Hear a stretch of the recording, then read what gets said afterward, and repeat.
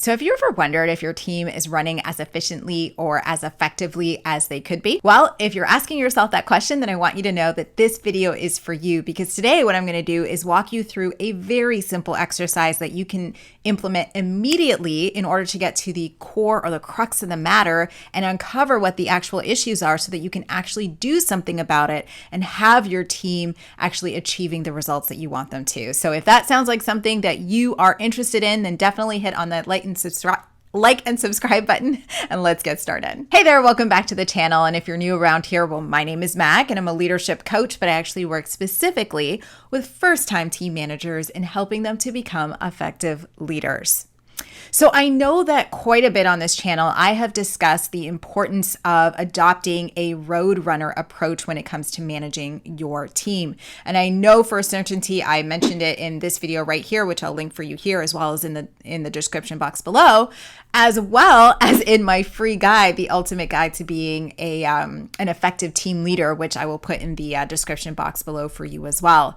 And the reason why I stress this all the time, right, this adopting this roadrunner approach, is because it is actually a core component in becoming a proactive leader. It's one of those proactive activities. Last week I talked about, the 4 quadrants of time and how as a manager, you want to be investing time in Q2 activity, because what it will do is decrease the amount of time that you spend reacting to things. So this impediment challenge that I want to introduce you to is exactly the Q2 type of activity that I want you to involve yourself in, essentially, or make time for. Now, sometimes, and you might be feeling this resistance as I introduce it to you, but sometimes what we do, particularly with Q2 activity, is we ignore it. We ignore it because we feel like we kind of understand the pain that we're experiencing right now. And so it's better to continue to experience the pain than the pain that we don't know. But I have to tell you that oftentimes we find greater long-term benefits from the things that kind of hurt us in the short term. So while it will, yes, take some time for you to stop and pause and do this now, you're going to reap a lot of benefits from just doing it now. Okay? So I just want to address that maybe small resistance that I might get up front. So what I want to introduce you to, like I said, is called an impediment challenge. And essentially when I say impediment, what I'm referring to is obstacles, barriers to success, anything like bottlenecks or anything that gets in the way from work being as smooth as it could be. Okay, so that's essentially what this exercise is all about. Now, besides the work and the time that's involved with, getting a group of people together and then making sure they're all heard, literally this is very simple because you only have to ask one question. Okay, and the one question is this: what is the number one frustrating thing that you're currently dealing with that is literally stopping you from being able to do the best job that you can in the most efficient way possible? Now, what I've seen in the past is that a lot of people will make the following 3 mistakes when they're asking this question of their team.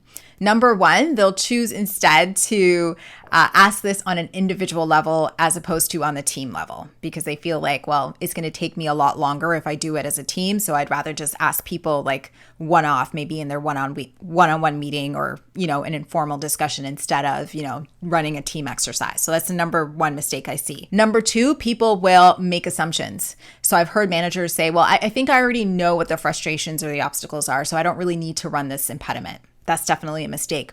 Or number 3, they'll actually do the impediment challenge, like they'll actually follow my suggestion, but then they get in the room and they make promises or commitments that they actually cannot keep. So what I want to talk about now is these 3 mistakes and, of course, what you want to do instead. Okay, so let's get started into this. So number 1, like I said, the number 1 mistake is that people will say, well, honestly, it just takes a lot of time, Mac, to get everybody on my team together to ask this one question. And then I'm going to have to listen to what everybody has to say. And that's just going to take, I feel like, hours. I just do not have the time for that.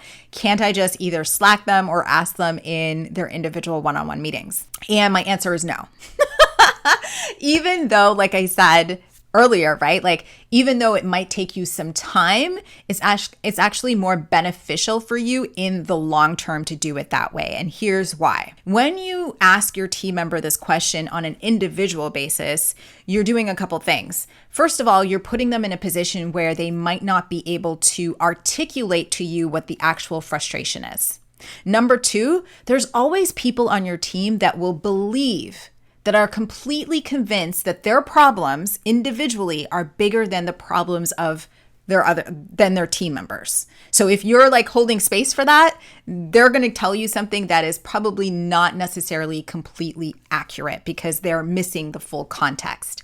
So this is why I'm saying like it's better for you to ask it on the team level, because this is really about team frustrations. And the other thing you're doing when you ask this question on the team level is you're actually training your team members to think as an operation and not just about themselves and their own role and their own deliverables.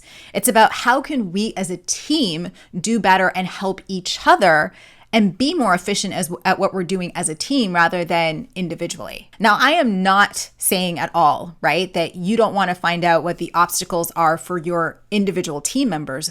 That is actually a conversation that still needs to be had. What I'm referring to is a team obstacle, right? Like, what are the things that are preventing the team from making actual traction? There's a time and place for all questions. And so this question is actually supposed to be specifically for team effectiveness. So you do have to do it on the team level. So mistake number two, like I mentioned earlier, is making assumptions.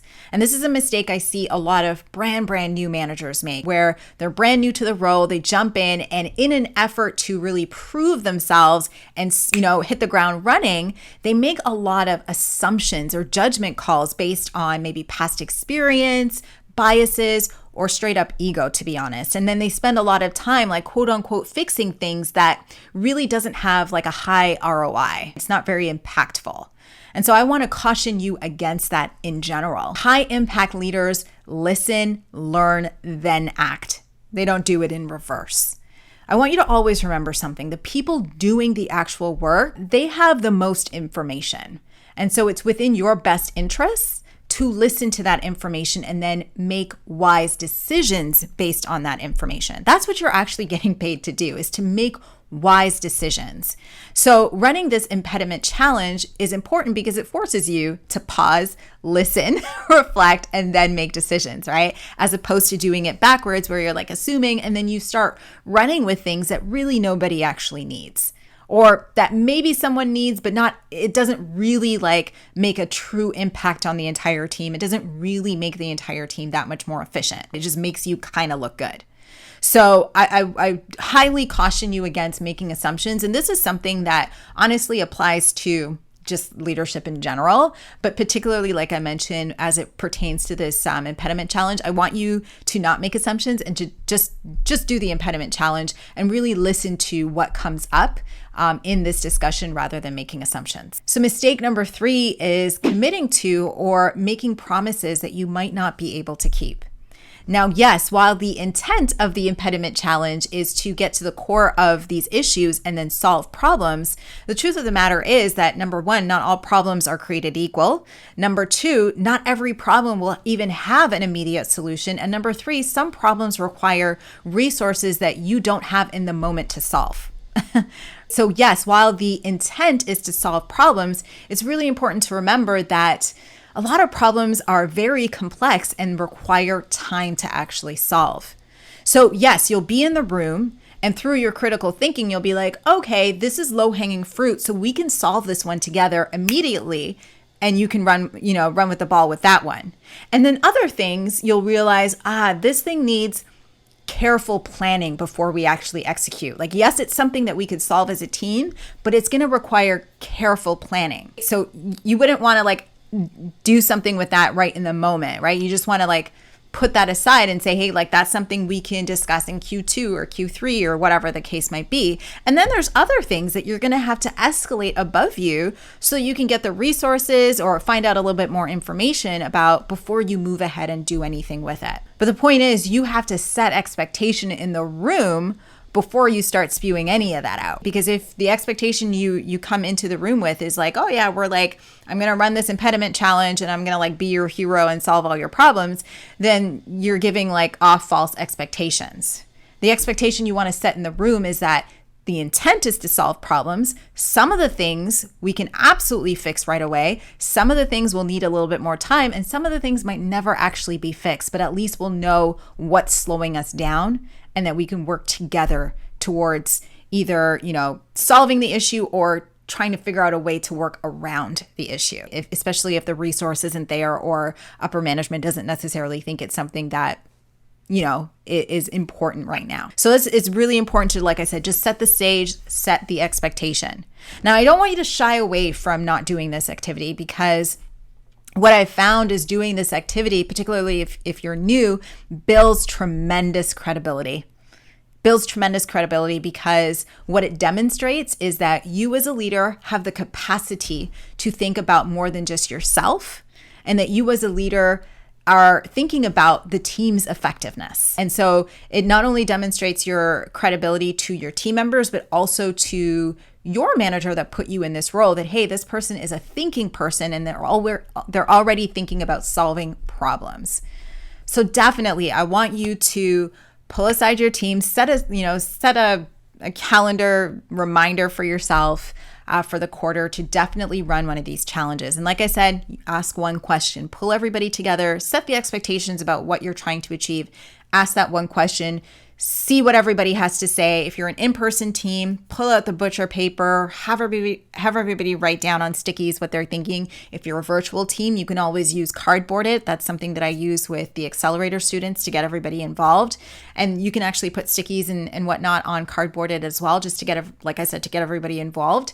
And really hash out what the issues are together. And then as a team, decide what are the things that you can immediately fix, what are the things that need a little bit of planning time to fix, and what are the things that might potentially receive a no due to resources and thoughts from upper management. Now, what if, and I'm going to throw you a curveball here, what if in running this impediment challenge, you recognize that one of the barriers to your success is actually that you have a team member that is not performing?